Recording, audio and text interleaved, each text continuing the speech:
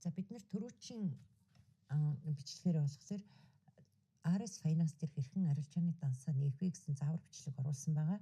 За тэнд дансаа нээсний дараагаар бид нар MetaTrader 5 гэсэн энэ аппликейшнийг утсан дээрээ татаж суулгаад одоо энэтэйгээ брокерын дансаа холбоод арилжааны buy sell одоо орж гарах үйлдэлүүдийг хийх нь илүү амар байдаг. Бид нар суурин одоо байгаа үед бол компьютер дээр хийж болно. Гэвч утсаа одоо бариад гадуур явахдаа бид нар арилж байгаа хянаад явахаас боломжтой илүү одоо амар байдаг юм аа. За анх удаа MetaTrader 5 хэрэглэж байгаа хүмүүс бол MetaTrader 5 гэсэн аппликейшн дээр дараад орохоор хамгийн дээдлэлт нь Open Demo Account гэсэн хэсэг гарч ирнэ. За энэ хэсгийг бид нар заавал нээх ёстой. Одоо минийх бол нэг өмнө нээсэн байгаа учраас тэр байхгүй.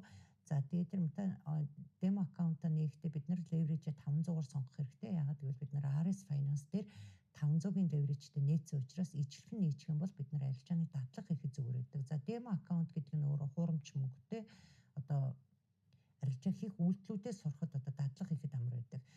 За ингээд MetaTrader Demo Account-а нээсний дараагаар Open New Account гэсэн тэр цонх гарч ирнэ. За тэрэн дээрээ дараад орохлоор Enter одоо Find Broker гэж байгаа үстэй тийм ээ. За энийгээ сонгоно бид нар.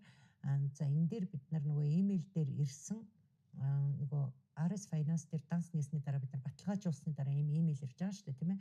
За энэ email дээр бид нар аккаунт номер гээд ирж гин main password гээд ирж гин одоо MetaTrader 5 дээр оруулах password тийм ээ.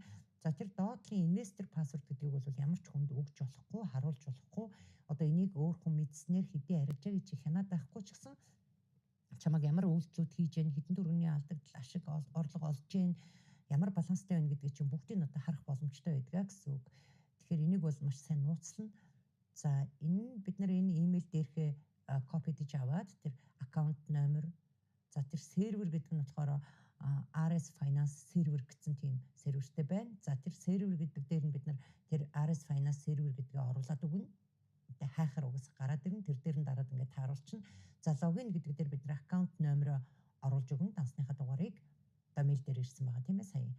За пассворд гэдэг дээр бид нар main пассвортоо оруулж өгнө. Investor password биш. За тэгээд тэр доотлын save password гэдгийг асаасан ч болно, асаахгүйсэн ч болно. Орох болгондоо пассвортаа игээд ороод иж болно. Энэ бол таны сонголт.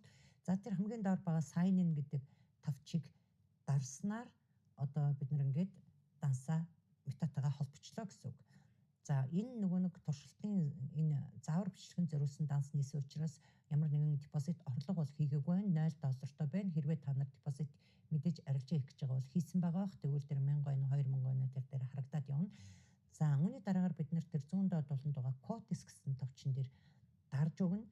Тэгээд дарснаар бид нар одоо ямар бүтээгдэхүүн арилжах гэж байгаа вэ гэдэг чинь гарч ирнэ. За энэ одоо бэлэн байж байгаа энэ юуны валютын хослолууд нь болохоор энэ угаасаа MetaTrader 5 дээр автоматар ингэ байж идэг. За энэ дээр бид нар нэмээд одоо индекс арилжах гэж гэнэ үү, алт арилжах гэж гэнэ үү, нефт үү, крипто юу гэдэг тэрийг бид нар одоо нэрийг нь бичээд томьёогоор нь бичээд ингээд хайгаад оруулаад өгдөг байгаа. За миний хувьд бол одоо яг энэ дээр би алтыг бичье. За алтны томьёо бол XAUUSD гэсэн томьёотой байдаг. За тэрийг нь бичиж өгөөд тэр доотлын дөрвөлжин дотор байгаа чагтыг чагтласнаар одоо чагтлаад тэгээд дараа нь тэр cancel товчийг дараад орхичихно. За тэгэхээр нөгөө бүтээгдэхүүний чагсаалтыг чинь одоо доотлолт нь нэмэгдээд одоо юу хайж оруулж байгаа юм тийм ээ, ямар бүтээгдэхүүний нэршлээ оруулж байгаа юм тэд нар чинь бүгд ингээд гараад ирдэг гэсэн үг. За одоо энэ дээр ингээд алт гараад ирсэн байна. Бид нар алтан дээрээ дарж өгнө. За ингээд чарт хэсэг гараад ирлээ. Тэр голын одоо дээр байгаа дөрвөлжин дотор 0.2 гэж байгаа бол бидний алтнаас одоо хэдэн унцыг худалдаж авах юм бэ гэсэн хэмжээ байдаг. Тэр хэмжээг бол лот гэж нэрлэнэ. За тэр лот пип гэдэг ингээд бусад хичээлүүд эднэр одоо дараагийн хичээлүүд дээр ороод явна. Энэ эхний энэ хэдийн хичээл бол одоо зөвхөн арилжаанд ороход бэлтгэл үйл явцын одоо бичлэгүүд орсон байж байгаа. За тэр дээдлийн 1M гэсэн цонхон дотор бол цагаа тааруулах байдаг. Нэг одоо энэ ширхэг ла гэж ярьдаг кент тийм ээ. Энэ бол 1 минут явсан байна гэсэн үг. Тэр 1M гэж байгаа. За энийг бид нэр солиод 15 минут болгож болно, 30 минут болгож болно тийм ээ. 30 минут болгох юм бол нэг ийм кент одоо 30 минутын турш явлаа гэсэн үг.